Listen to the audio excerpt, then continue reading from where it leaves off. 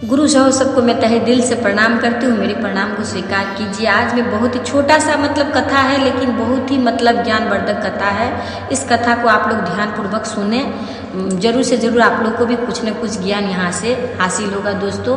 तो देखिए, कथा इस तरह से है कि एक बार महादेव और पार्वती सृष्टि घूमने के लिए आए तो देखे कि एक भक्त उनका बहुत ही पुकार रहे, महादेव को बहुत ही पुकार रहे हैं। तो पार्वती बोल रही है महादेव से कि प्रभु देखिए, आपको कितना याद कर रहे हैं, कितना पुकार रहे हैं, इनका कष्ट आप क्यों नहीं हटते हो, कितना दुख कर रहे हैं बेचारे जो है सो फूट पे पड़े हुए हैं, नहीं तो इनको कोई खाने के लिए दे रहे हैं, नहीं तो ये बेचारा कष्ट में कितना पड़ा हुआ है। तो आपका ये भक्त है, तो भक्त को उद्धार आपको करना चाहिए, आप इनको उद्धार कीजिए। तो महादेव बोले पार्वती से, पार्वती शायद आप समझ नहीं रही हैं, इनका किस्मत में कुछ लिखा ही नहीं है, इसीलिए ये फूट पर पड़ा हुआ है। किसी न किसी ने तो इनको जन्म दिया है, लेकिन वो भी इनको यहाँ पर फेंक दिया है, जिसके माध्यम से देखिए तो इसका किस्मत में कुछ लिखा ही नहीं है। भले ही जन्म मैंने दिया, पर इसका तो लेखा जोखा तो ब्रह्मा जी के हाथ में, तो ब्रह्मा ने कुछ लिखा ही नहीं, तो मैं क्या करूँ। तो पार्वती बोले कि प्रभु आप बहुत कुछ कर सकते हैं, अगर आप करेंगे तो इनका किस्मत जो है सो चमक सकता है, इनका किस्मत जो है आप बदल सकते हो, लेकिन आप ऐसा क्यों बोले हो, देखिए आपका नाम वो ले रहा है। तो महादेव पार्वती को दिखाने के लिए बोले पार्वती आप समझ नहीं रही हो, तो ठीक है हम आपको दिखा रहे हैं। तो ऐसा किया कि भगवान ने कि एक इतना बड़ा टिफिन में बहुत प्रकार का खाना उना दे करके वहाँ रख दिए, क्योंकि भूखा चिल्ला रहा था पानी के लिए, खाना के लिए, कोई मुझे पानी पिला दीजिए, कोई मुझे थोड़ा सा खाना खिला दीजिए। तो भगवान ने कहा कि देखो पार्वती मैं इनको देता हूँ, अगर इसकी किस्मत में लिखा होगा तो इन्हें ज़रूर मिल जाएगा। अब देखिए वो आदमी जो फूट पे बैठा हुआ था, जो भिखारी जो था, तो देखा कि एक व्यक्ति अंधा लाठी लेके आ रहा है उधर से, वो चल नहीं पा रहा है, ऐसे ऐसे करके चल रहा है। तो वो सोचा मन ही मन सोच रहा है कि भाई अंधा व्यक्ति कैसे चल रहा होगा, उसको कितना तकलीफ हो रहा होगा, थोड़ा सा मैं भी उसी की तरह करके देखूँ तो कि उनको कैसा महसूस होता है, कैसे उनको होता है। तो उन्होंने क्या किया कि वो जो अंधा व्यक्ति जो वहाँ से गुजर रहे हैं उन्हीं का नकल करते हुए उन्होंने वहाँ से गुजरने की कोशिश करी।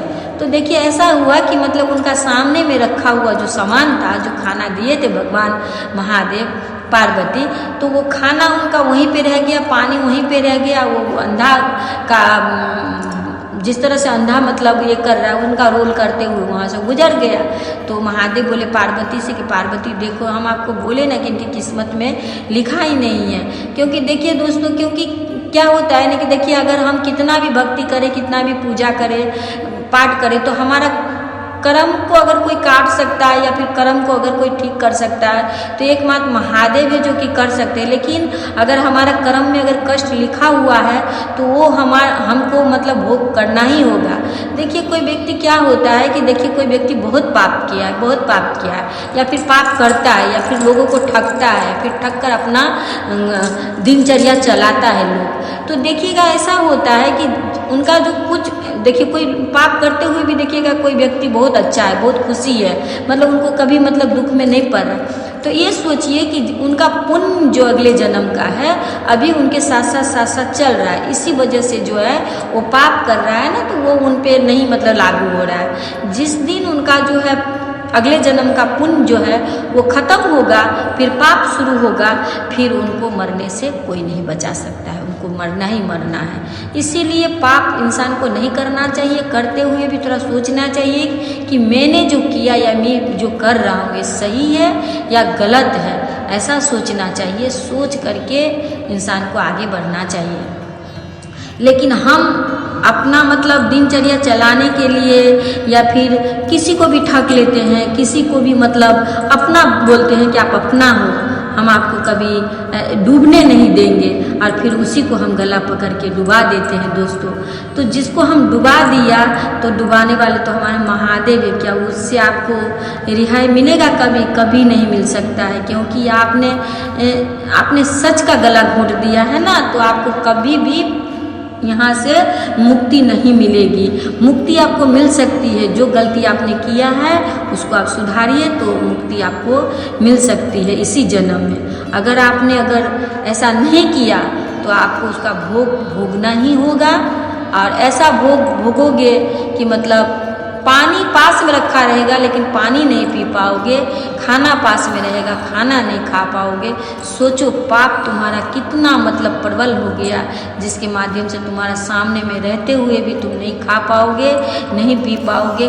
कभी तुम्हारा हाथ जो है भीगेगा नहीं, सूखा का सूखा ही रहेगा। और कभी तुम्हारा मुंह में जो है कभी एक निवाला नहीं जाएगा, पानी नहीं जाएगा। इसीलिए सत्कर्म हमेशा करना चाहिए, पाप पर कभी भी नहीं जाना चाहिए। और ख़ास करके जो इंसान हमारे साथ अच्छा किया है, जो इंसान हमारा सुख में और दुख में हमेशा खड़ा रहा है, उसका गला दोस्तों कभी घोटना नहीं चाहिए। अगर घोटे हो तो सत मार्ग पे आ जाओ, तभी तुमको बचने का उपाय है, नहीं तो कभी हम बच नहीं सकते। इसीलिए हमें हमारा कर्म को हमेशा अच्छा रखना चाहिए, हमें कर्म अच्छा करना चाहिए। किसी दीन दुखी का हमेशा जो है हमें हेल्प करना चाहिए। जितना है हमारे पास, अगर हम 10 रुपया कमाते हैं तो 1 रुपया हेल्प करने की इच्छा रखना चाहिए। 100 रुपया कमाते हैं तो 10 रुपया किसी को दान में देने का। जो इस जन्म में हम किए हैं उसका सजा तो हमें मिल ही रहा है, लेकिन हम अगर इस जन्म में कुछ अच्छा करेंगे तो अगला जन्म में हमें अच्छा हो, हमारा बाल बच्चा परिवार अच्छा से रहे। इस तरह का हमें कर्म करते रहना चाहिए। कोई कितना भी बोले दोस्तों की मतलब, तो अपना धर्म कभी इंसान को छोड़ना नहीं चाहिए। अपना धर्म के राह पे हमेशा चलते रहना चाहिए। भले हमें पाँव कोई भी पीछे से कितना भी घसीटे कि तुम ऐसा मत करो, फिर भी हमें जो है किसी का बात नहीं सुनना चाहिए। सत्कर्म में रहना चाहिए, प्रभु की निगरानी में रहना चाहिए, गुरु का गुणगान हमेशा करते रहना चाहिए। दोस्तों मैं ऐसा ही करती हूँ। मुझे दोस्तों जहाँ तक याद है मैं कभी भी किसी का बुराई नहीं की हूँ। जहाँ तक होता है, जब तक होता है, मैं लोगों को हमेशा कोशिश करती हूँ कि मैं लोगों को मदद करूँ, और मैं मदद लोगों को करती हूँ और की भी हूँ, और मैं आगे भी करूँगी। लेकिन सच के राह पे इंसान को चलते रहना चाहिए। जिस तरह से मैं चल रही हूँ उस तरह से इंसान को चलना चाहिए। पर दोस्तों बहुत ही संभल कर चलिएगा, बहुत धोखा देने वाले इंसान इस सृष्टि में है। दोस्तों आपको अपना बनाएंगे, अपना बनाकर फिर धोखा देंगे। जब वो धोखा देंगे ना तो मतलब आप सदमा में ऐसे आएंगे ना कि सदमा में से आप बहुत दिन निकल नहीं पाएंगे। आपको माँ बोलकर आपको लोग धोखा देंगे, आपको लोग बहन बोलकर धोखा देंगे, आपको लोग दीदी बोलकर धोखा देंगे, कोई बेटी बनाकर धोखा देंगे। तो ऐसा धोखेबाज इंसान से बहुत ही हमें संभल कर रहना है, बहुत ही हमें बच कर रहना है। दोस्तों इसी के साथ मैं अपना वाणी को दोस्तों रखती हूँ।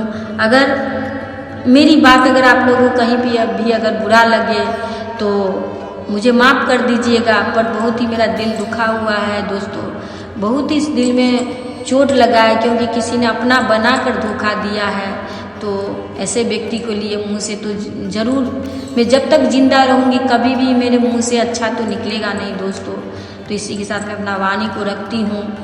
कष्ट के साथ मुझे ऐसा बात कहने पड़ रहे हैं, क्षमा मांगती हूँ।